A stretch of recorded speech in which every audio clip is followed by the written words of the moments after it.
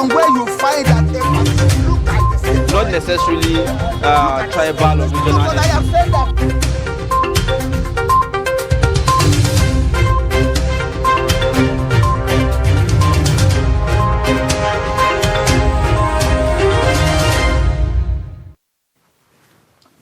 All right, let's begin with Daily Trust this morning. And if you have a copy of that, if you are yet to have a copy, you can go grab a copy for yourself. Very interesting stories. The first one there at the top, you'd find is 1 year after residents remember 48 farmers killed in Zabarmari, somewhere in Borno State, northeast Nigeria. And then also COVID-19, don't punish Africa for Omicron variant. That's according to Adeshina. You'd find details of that on page 4. The lead story on Daily Trust newspaper says Yuletide, hard times for air travelers as ticket prices double. Also, the riders' flights to South fully booked. Wow, today is 29th of November. And flight for the Yuletide is already booked. Interesting. Airlines use festive periods to recover losses. Booking, racketeering booms. You'd also see we have no power to fix prices. That's according to NCAA. The pictorial there shows you a screenshot of the Jos Custodial Center that was attacked yesterday by gunmen. The story below that says gunmen trapped after attacking Jos Prison. You'd find details of that on page 8. And then at the very bottom, ticket racketeering. Passengers stranded at Rigasa train station.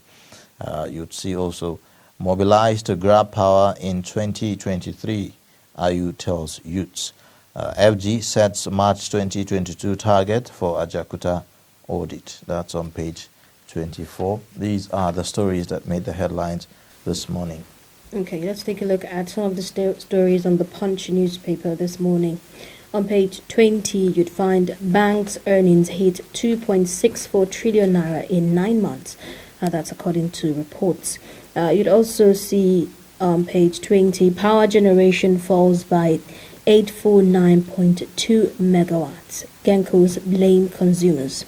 And on page 2, Ramaphosa visit Omicron. Virologists differ as federal government lists delegates for testing on day 2.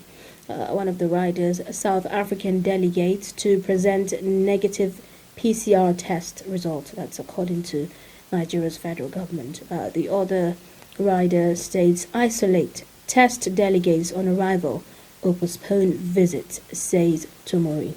And the lead story on the Punch newspaper this morning. Federal government bans 91 billionaires, VIPs, jets, insists on 30 billion naira duty. One of the riders, top pastors, business moguls, banks and oil firms, CEOs affected. NCAA, FAN, NAMA gets letters to ground affected planes. Aviation Ministry, customs on warpath overflight ban directive. And you'd also see a pictorial there showing motorists, commuters caught in Lagos Ibadan road gridlock. Federal government says diversion will last 6 days. Well, that's quite a long time. And on page 8, as an introvert, I shouldn't have been in politics. That's according to Goodluck Abele Jonathan. And page 4 and page 5, grandma, granddaughter die, hoodlums scoop field, attack firemen, others in Ogun tanker explosion. And you'd find on page 4, operatives raid Daniel's hotel, strip guests naked, ex-governor decries shooting. These are some of the stories on the Punch newspaper. All right. Now, we'll take a look at the Nation newspaper, and the first story there talks about security strengthened in Southwest over terror alert. You'd find that on page 6. And also, the Nation wins CITN Outstanding Print Media Award. You'd see also 5 INEC commissioners to retire December 5. Nigeria to benefit from 4.3 trillion naira, $4.3 trillion digital services. And then below the nameplate there, you'd see also Omicron, COVID-19 variant triggers global alert. The lead story on The Nation, troops take over Plateau Custodial Center after attack. Gunmen trapped in facility. Situation under control, says NCS. Also, you'd find Kuru, 84% of 4.4 trillion naira AMCON debts without collateral. I believe that's a report there. And then these are the major stories. At the very bottom, you'd find also mother, child burned to death in tanker explosion. Again, for the uptint time. This tanker explosion, it's a tragic one, but it's sad how it's becoming almost a ritual. It's like a tradition. You see that happen almost every now and then. Well, these are the major stories on The Nation newspaper. Okay, The Guardian. Omicron, return of travel bans dampen all future air travel. That's the lead story on The Guardian newspaper this morning. You'd also find on page 3, Ben Obi fault Ken Namani on killing Obasanjo's third term. On page 5, gunmen storm Jos Correctional Center.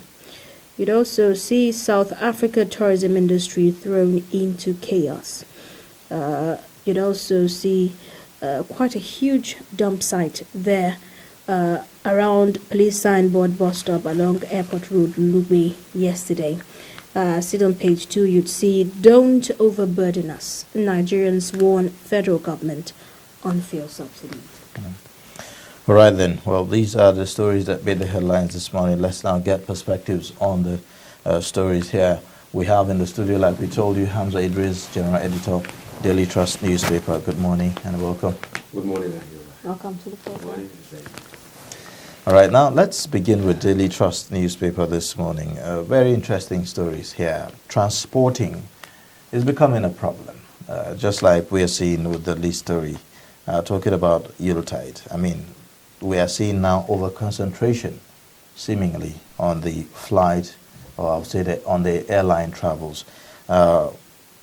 Is this unusual, you know? It's not. Because any other person who can afford, even if it means you arriving at your destination with less than what you pay for the airfare, people believe that is the way to go because of the insecurity. So the only option available for many people is to travel by air. Wherever you are going, you just pay because the roads are low. You might be abducted, and then accidents because of the terrible state of the roads. So the safest option is the air travel. Yeah, and followed by the rail. Yeah, the trains people also patronize them, but the routes are extremely limited. Like in the whole of the north, you only have the one from Abuja to Kaduna. That is it, vibrant. And then in the south, maybe Lagos, Ibadan. But for the air travel, you go to many states across the country, and instances, at the end of the year, you have high traffic. But it's like this year, it is unprecedented because of the number of people who are booking ahead of time so that they will be able to make it home to celebrate Christmas and New Year. Okay, so would you say that air carriers are taking advantage, of the whole security situation in the country to extort people? Yes, we discussed with prospective travelers. Our reporters visited the airport, especially in Lagos, and then we carried out sampling by visiting the websites of most of the carriers. Somebody said he wanted to book, and then it was COVID top. Then whenever he tried, you will see that the fare, was changing simultaneously.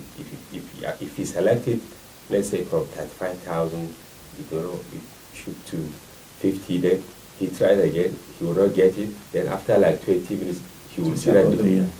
So the carriers are also taking advantage of the desperation. So there is immense desperation among the people to secure tickets. But we notice that the pressure is on routes to the southeast and south-south, especially from Lagos and from Abuja, compared to the pressure from Abuja to some northern states. All right. Now, what danger does this pose, for us? We are aware that we have very limited aircraft, and the airline companies will be doing everything to, maximize the opportunity, take advantage of the situation. But then there's a risk, involved with this. By the time you have an over-bloated airport with many people trying to travel at the same time, the airlines may not necessarily say, okay, hold on, we cannot fly today because we have to run maintenance, for instance, and all of that. So is there a danger around this? Of course, multiple. First, the safety of the airlines. Meaning this is time for the regulatory agencies to put an eye on how they are using the aircraft. Because of the pressure, there is the tendency that some of the aircraft will be deployed multiple times. They will be moving from this axis to the other in order to, meet up with the challenge of the moment. So there is a need for relevant authorities to put an eye, especially in the area of maintenance. And then for the congestion, you will have it because there is a likelihood of having delays. Because if they created additional options, meaning people will have to wait. We noticed this in the last 2 weeks when the traffic controllers embarked on, there is a term they call it, it was like they were protesting after one of them died in Abuja. So they said for every timing, they will delay it for like 1 hour, 2 hours. It caused a lot of chaos at the airports. So we expect a lot of chaos in the airports because people will be trooping to beat time. And then sadly, you can see we have another challenge with the COVID thing. And by the time you allow people to be in one place, the tendency is that we'll have more cases of the COVID-19. Okay. Now we're seeing, one of the riders, according to the NCAA, say we have no power to fix prices. Yes, the aviation sector, has been liberalized, meaning factors of demand and supply take charge. And then, in economics, the more you have demand, meaning the price will naturally go higher. And the less the demand, the lesser the price. So NCAA, that is Nigerian Civil Aviation Authority, we contacted them that, okay, how can you help? Because it's so scandalous that a route that you normally pay between 35 and 37 is now as much as 80,000, 90,000. And we discovered something, some funny touts in the airport. They connived with the ticketing officers of the various airlines to hoard the tickets. What did they do? They put different names to book the tickets. We realized that it's not that this is a natural thing that people bought all the tickets, but most of the airlines, their workers, they connived with some touts. They bought the tickets using fictitious names. Yes, and by the time you go, they will, if you try to book, you will not be able to do that. But when you go to the airport, and then they will tell you that I have a ticket. Will you buy it? So they bought the ticket probably at maybe 60. They will now say, if you are willing to pay 120,000. And then they have the machines there, these photocopiers and all that. They say, okay, we'll give you ID card because you need the ID card to get your boarding pass. Yeah. So criminals everywhere. So they will now give you an ID card bearing the name that they booked the flight. So you now pay them another 10,000. They just snap you and then give you. Then you go and get your ticket. Meaning using somebody's name to, board an aircraft to your destination. But who is supposed to be in charge of this in terms of making sure that this does not happen? When we hear, the NCA say that they cannot control price, it becomes worrisome. Who is supposed to be in charge and making sure that passengers are not exploited in this instance? Yes, they said, when we talked to them, they said they have limitations, you understand, and they cited the forces of demand and supply. So what will they tell the airliners? And then the airliners also gave some reasons as to why they increased the fares, which may not be true, including the rising cost of the dollar. They said they maintain the aircraft and almost every other thing about it in dollars. Yes. And then apart from that, they said some, off the record, said in previous months they incurred a lot of losses because the demand was low while cost of maintenance and other variables extremely high. So this is the time for payback. Yes. Okay. Tell us your name and how you managed to enter. My name is Ali Abdullahi, and I'm also Special Assistant to the President for Media and Publicity. Yeah, how you managed to enter the train? Well, you can see I managed to enter by squeezing myself through a very large crowd, a crowd that I've never seen before on this in this station or even in Abuja station. There is still hundreds of people, as you can see, trying to actually make through. I have my own ticket. Most of us in the queue or in the crowd have our own tickets, even though the site is actually crashed. So we have to actually get these tickets on the, on actually through the counter. But still, it's a nightmare. It's chaotic. So what is responsible for this? I think two things. Mostly, one reason it's because we all know the situations on the Abuja-Kaduna Express Road because of the recent increase in attacks by bandits. So nobody wants to follow the roads. Everybody wants to take the train, which is safer. But I think there is also lack of organization on the part of the management of the Nigerian Railway Corporation. The ticketing was not working. Online ticketing was not working. Unfortunately for this weekend, the site is down, it's crashed, but people have to travel. So this is the reason, two things: lack of online ticketing at the moment, and also the worsening situation of insecurity on our roads. Thank you very much, sir. My pleasure.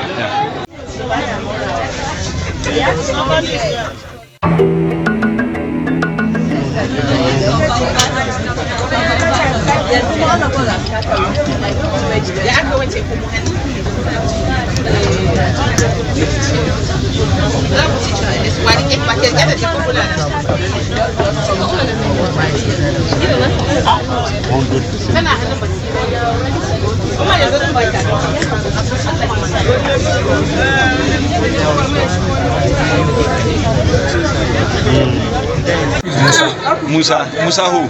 Musa Ibrahim. Okay, how you managed to get on board the train? Fortunately, I was scheduled to board 10:35. Unfortunately, I couldn't get a ticket.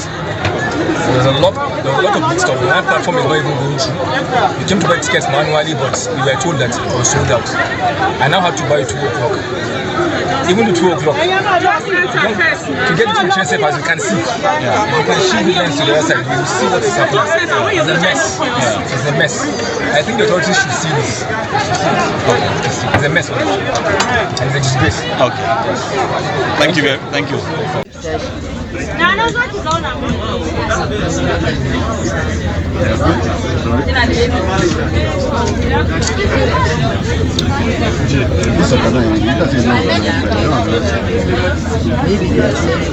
They do it more than 6. Nobody can see.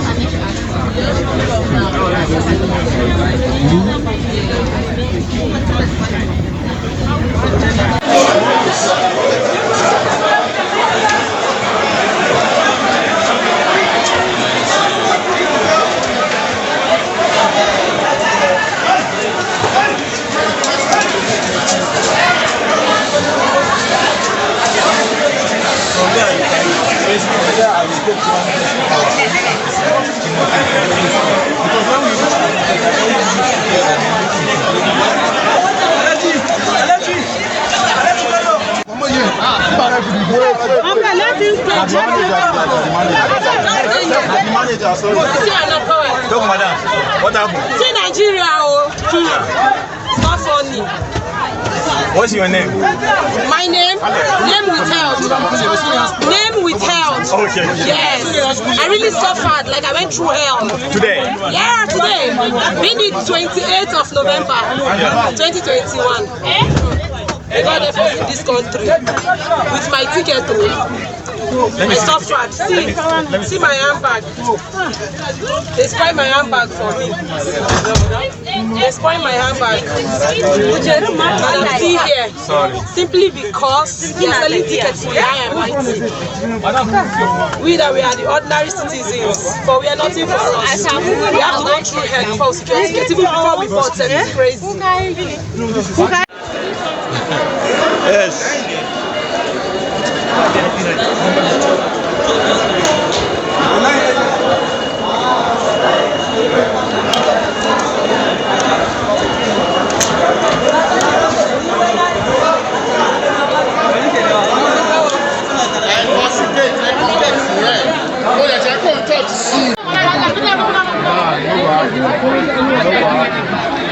You don't go up and you don't know time for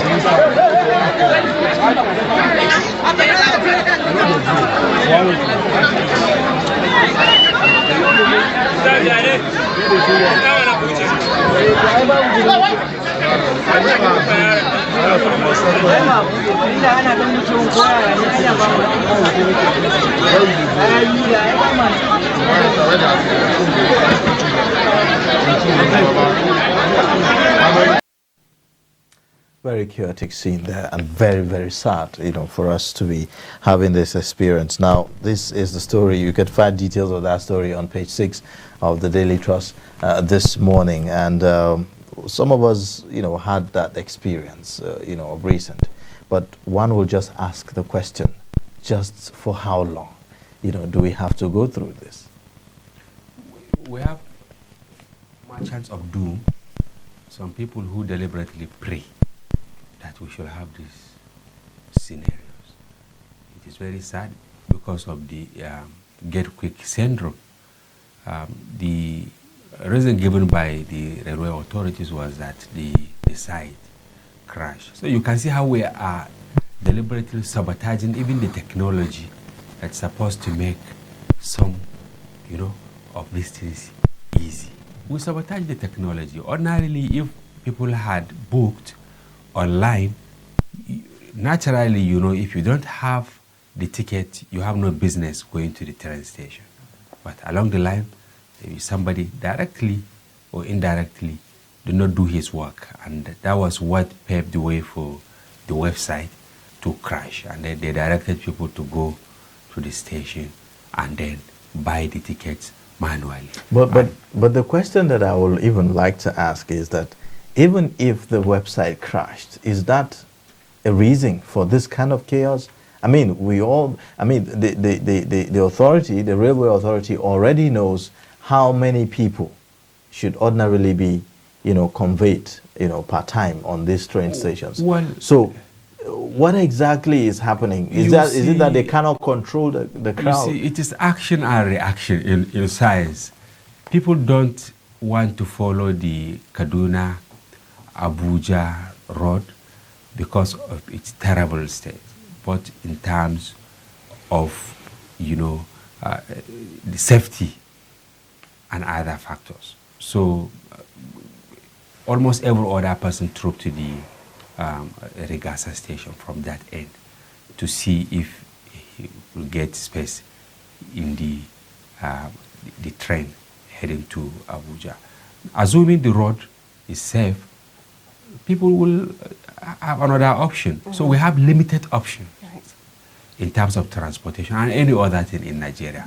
In other climes, you realize that even inland waterways will suffice, because I don't think if there is any state that you don't have maybe stream that even light boats can pass, but we don't even maintain them. Look at what happened during the rainy season. We don't hear of hazards on the inland waterways these days because it's no longer rainy season, and then the waves are low.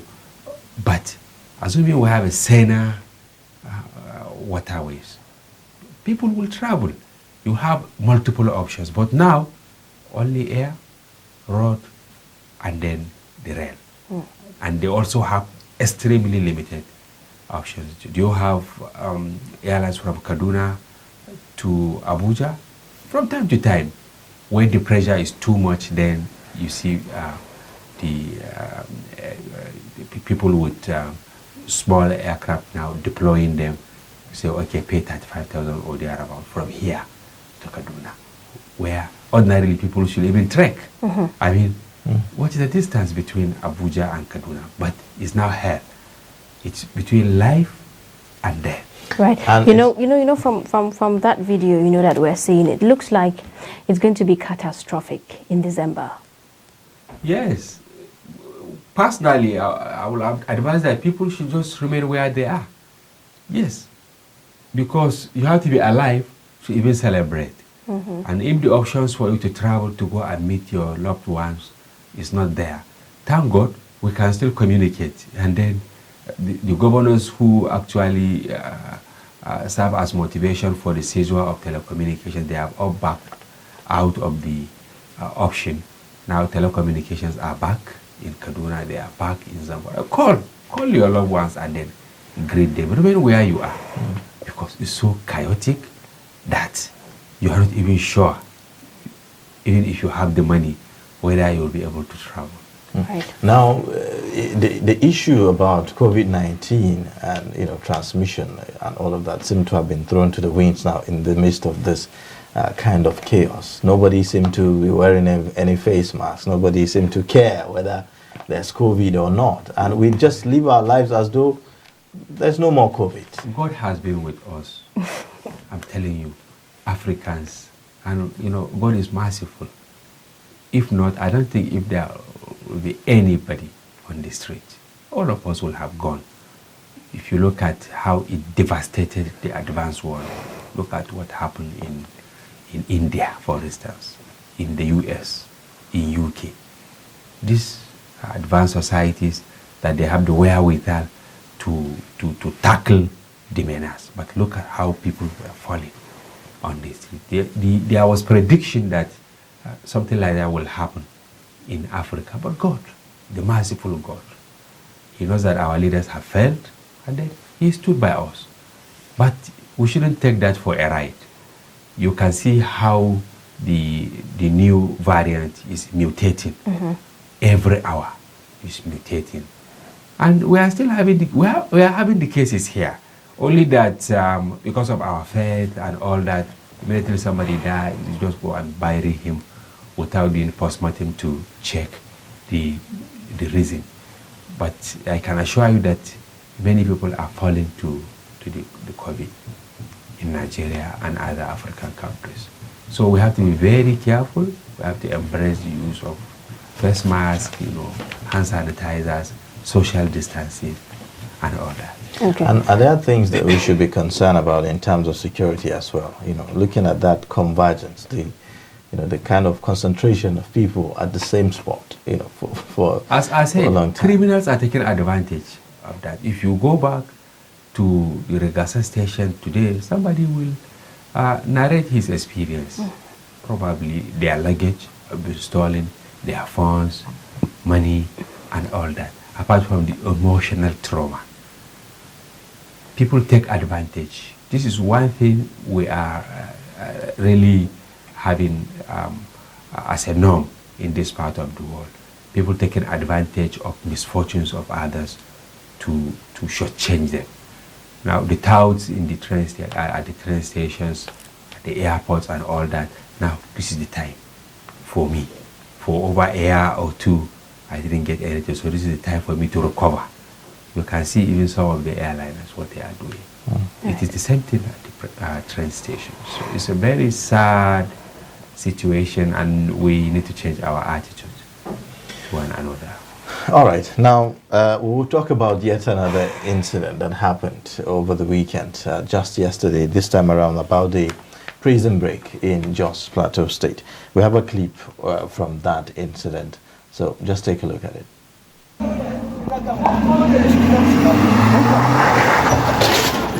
Be careful. May enter. Eh?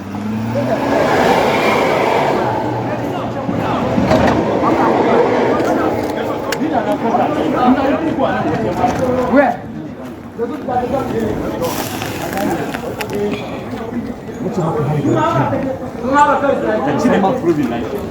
Tomorrow will request.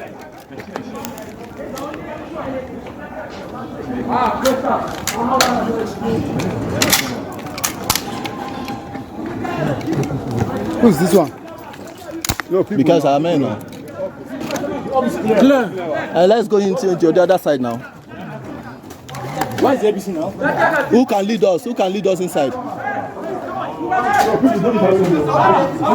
Clear. Upstairs is clear.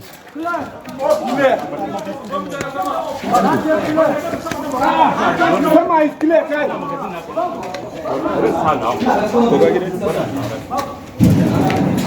This is where the fire is. The fire is coming out from. There's water. If not, if the fire enters this place, we'll have Is it outside? They're inside the cells. They're inside. They're inside. They're in their cells. They're inside there, sir. The inmates are in their cells. Let us sure. Let us sure. From the back. From the back? Yes. I am sure the attackers have taken cover and entered the cells. So the next thing we are going to do is we are going to count our inmates. Yes. But we take us up for 7 now. The cells are open now. All the cells are open, only that the inmates have run for cover inside. And the attackers have followed them. Visit room now. The cells are open. No, they are open. All the cells are open. One lock cells.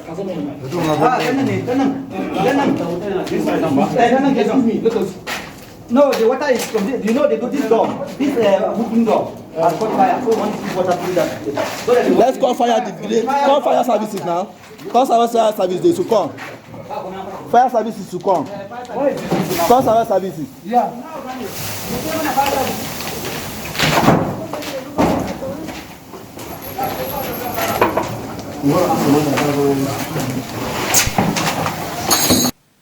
Another sad one there, isn't it, Ayuba? I could actually hear one of the security operatives saying, meaning what do we do now? I mean, classical example of someone who is overwhelmed, who has no clue as to what to do. So, yes, we commend them for even making an effort to repel these attackers. But again, you could sense that something is missing somewhere in terms of coordination, of the men on ground and all of that. And perhaps is why we've had this, jailbreaks happen every now and then, in our prison cells. We have a timeline of the jailbreaks that has happened in Nigeria from 2016, showing just right away on your screen.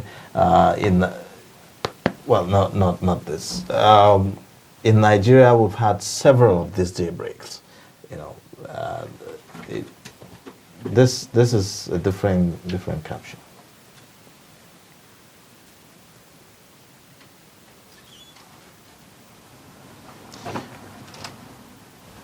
Well, let's just highlight some of them. What we have is that on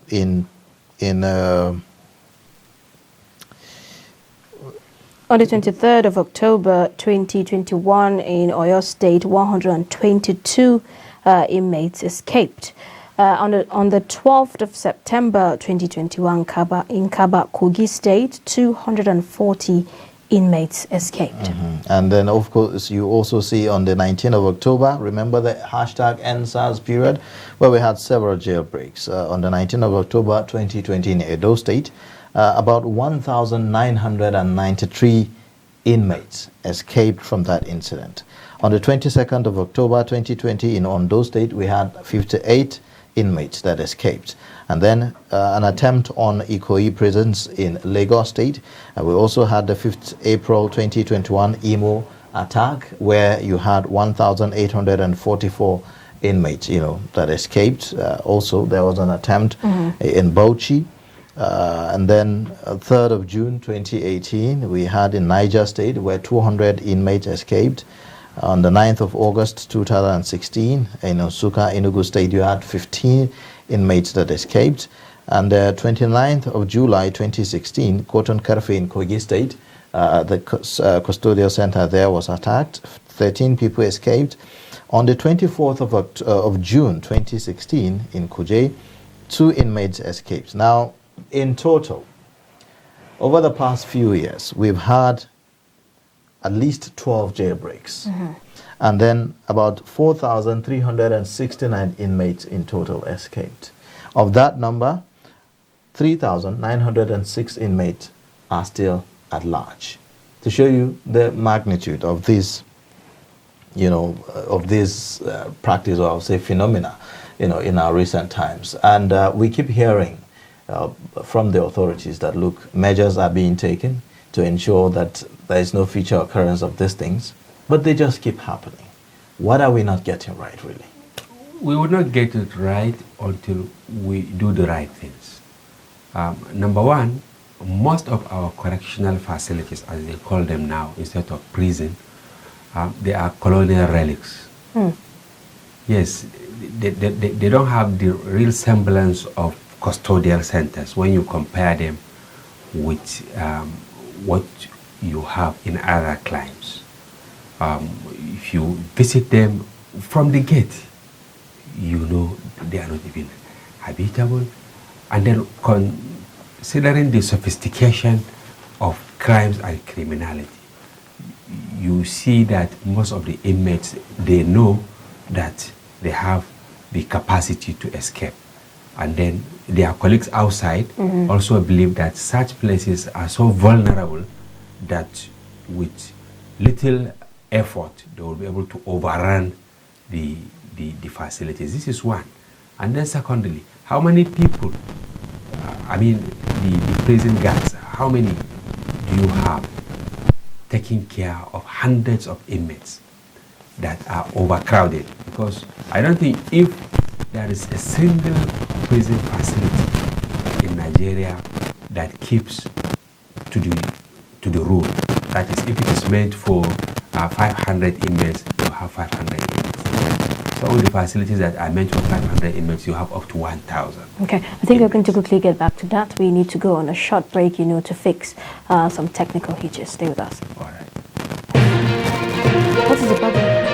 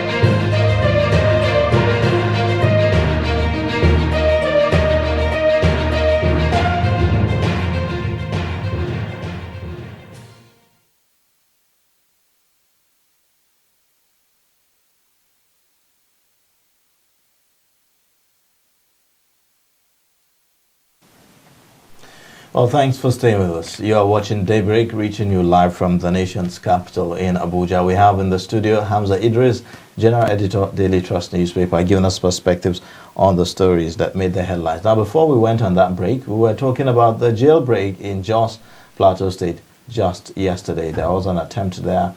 From what we know so far, the security agents were able to repel the, we were told that the attacks, the attacks were trapped. The attackers were trapped, in the prison cell and all of that. And well, it's quite appalling. And we're taking a look at the records in the recent times, what has been happening and why they have been happening. So, if you may continue your thoughts on that. As I was saying, most of our custodial facilities are so vulnerable, and then they are an easy target for criminals.